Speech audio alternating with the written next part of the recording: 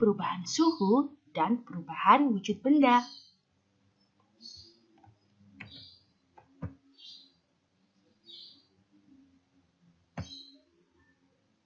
Pengertian kalor. Di sini kita akan belajar terlebih dahulu mengenai perbedaan kalor dengan suhu dan juga panas. Apa sih perbedaan kalor, suhu, dan juga panas? Nah, panas merupakan bentuk energi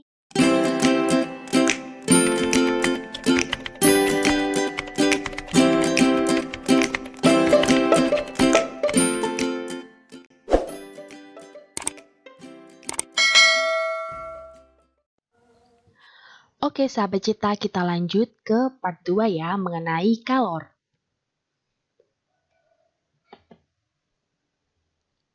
Nah, di sini nanti kita akan membahas mengenai perpindahan kalor. Ada berapa sih perpindahan kalor itu? Ya, betul, ada 3, yaitu radiasi, konduksi, dan juga konveksi. Itu ya. Oke, ini dia pengertian dari ketiganya.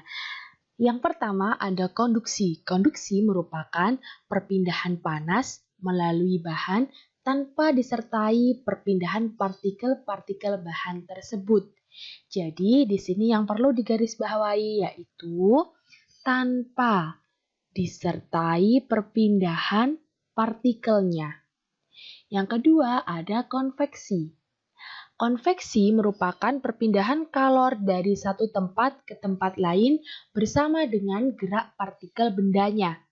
Nah, dari konveksi ini yang perlu digarisbawahi adalah bersama gerak partikel-partikelnya.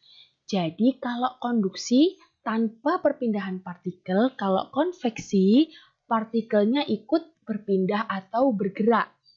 Nah, kalau radiasi yaitu perpindahan kalor tanpa memerlukan medium. Jadi tanpa medium perantara. Contohnya seperti bisa merambat di ruang hampa. Itu ya. Oke, yang pertama kita akan bahas mengenai konduksi. Tadi kita sudah belajar mengenai pengertiannya. Ini. Jadi kalau konduksi itu perpindahannya tidak disertai partikelnya. Artinya partikel dari benda satu ke benda yang lain tidak berpindah. Contohnya yaitu ada bahan konduktor, ada bahan isolator.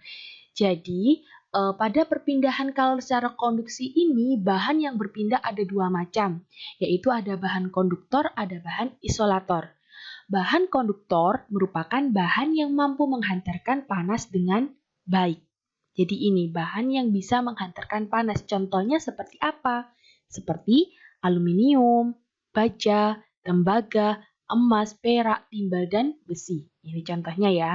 Sedangkan untuk bahan isolator yaitu bahan yang menghantarkan panas dengan buruk. Artinya bisa menghantarkan panas tapi sedikit sekali.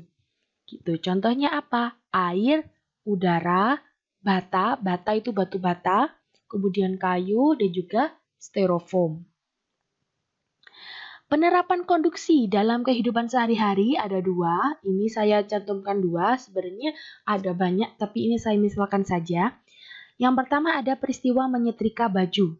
Nah, ketika ada peristiwa menyetrika baju ini, kalor yang ada di setrika berpindah ke baju, sehingga baju bisa rapi karena menerima kalor dari setrika. Kalor bergerak dari suhu tinggi ke benda yang bersuhu rendah atau normal. Akan tetapi, partikel dari si setrika ini tidak ikut berpindah ke baju, hanya kalornya saja. Contoh lain yaitu pada saat memanaskan ujung besi. Ini ya gambarnya. Nah, ketika tangan kita memegang di pangkal besi sedangkan ujungnya dipanaskan, maka kalor lama-kelamaan akan berpindah ke pangkal besinya sehingga tangan kita akan terasa hangat lama-kelamaan kemudian akan terasa panas. Nah, partikel dari si api ini tidak ikut berpindah atau tidak ikut bergerak melewati besi, hanya kalornya saja. Seperti itu.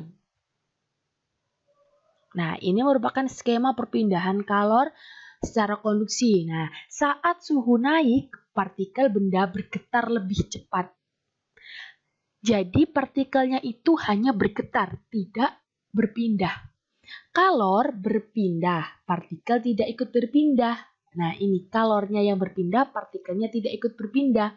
Partikel satu akan membentur partikel lainnya sehingga partikel yang terkena benturan tersebut akan bergetar makin cepat, akibatnya suhu makin tinggi.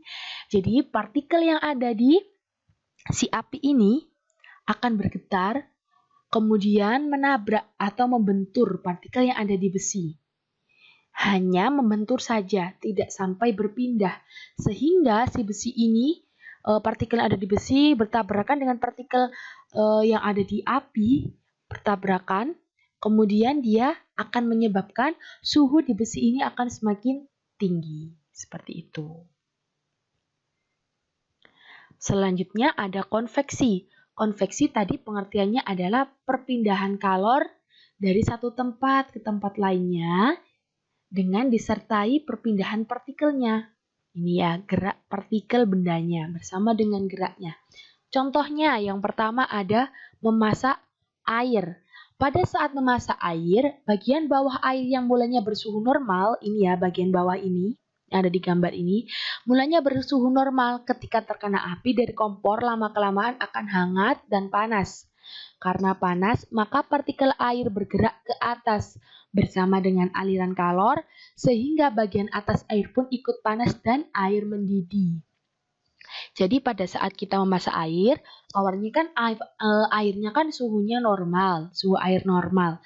Kemudian kita panaskan, lama-kelamaan bagian bawahnya akan terasa hangat atau panas. Kemudian semakin lama semakin naik ke atas sehingga seluruh airnya akan terasa panas dan kemudian mendidih. Seperti itu. Contoh lainnya adalah angin laut. Terjadi siang hari. Daratan lebih cepat panas daripada lautan. Udara di atas daratan ikut panas dan bergerak naik digantikan dengan udara dari lautan. Dengan demikian terjadilah angin laut. Jadi ini skemanya. Udara panas naik, kemudian udara dingin menggantikan bergerak, siklusnya seperti ini. Nah, untuk angin darat terjadi pada saat malam hari. Daratan lebih cepat mendingin daripada lautan.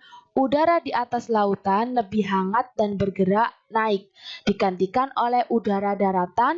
Dengan demikian terjadilah angin darat. Jadi kebalikannya dari angin laut. Kalau ini bergerak berlawanan dengan arah jarum jam, sedangkan untuk yang angin laut searah dengan jarum jam. Oke, selanjutnya yaitu ada pemanfaatan konveksi pada peralatan rumah tangga. Jadi kalau konduksi tadi pemanfaatannya itu seperti penggunaan alat rumah tangga seperti wajan, penggorengan itu, kemudian ada spatula kan, si wajannya sendiri terbuat dari besi, sedangkan pegangannya biasanya kalau di orang tukang nasi goreng itu pegangannya berasal dari kayu biar tidak mudah panas saat menggoreng. Nah, untuk yang konveksi yang pertama ini ada oven. Kemudian ada pemanggang roti, ada magic jar yang kita buat untuk menghangatkan nasi atau masak nasi. Kemudian ada hair dryer atau pengering rambut. Gitu. Ini contoh-contoh pemanfaatannya dalam alat-alat rumah tangga. Selanjutnya ada radiasi. Tadi pengertian radiasi apa? Yaitu perpindahan kalor tanpa memerlukan medium.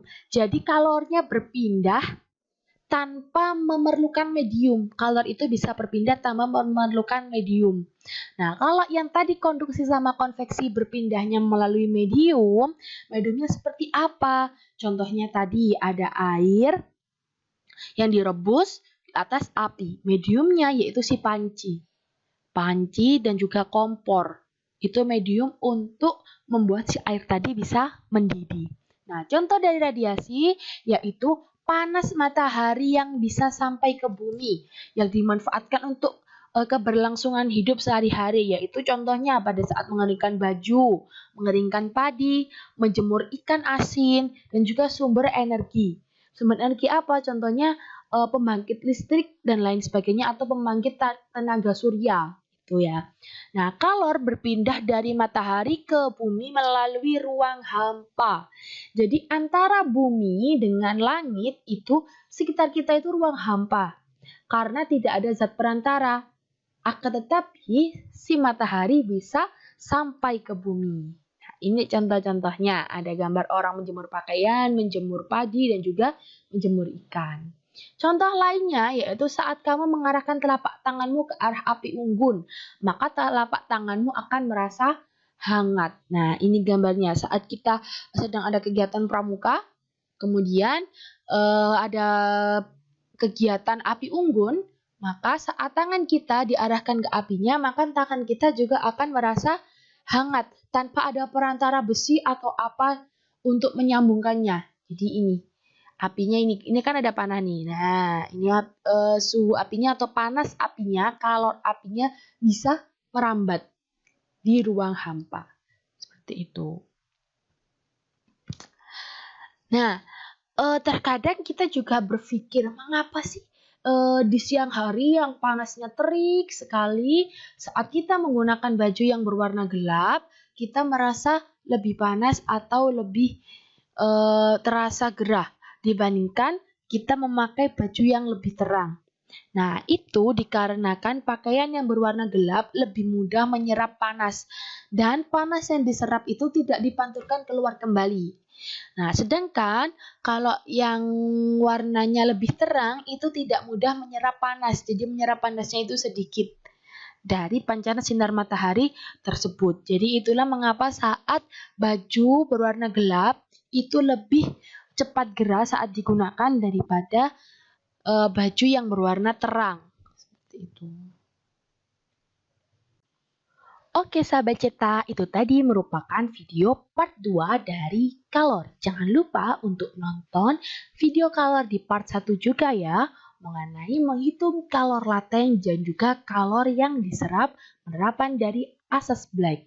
Jangan lupa untuk klik tombol subscribe dan juga nyalakan tombol notifikasinya agar kalian tidak ketinggalan saat ada video baru dari Cetapedia. Terima kasih, selamat belajar.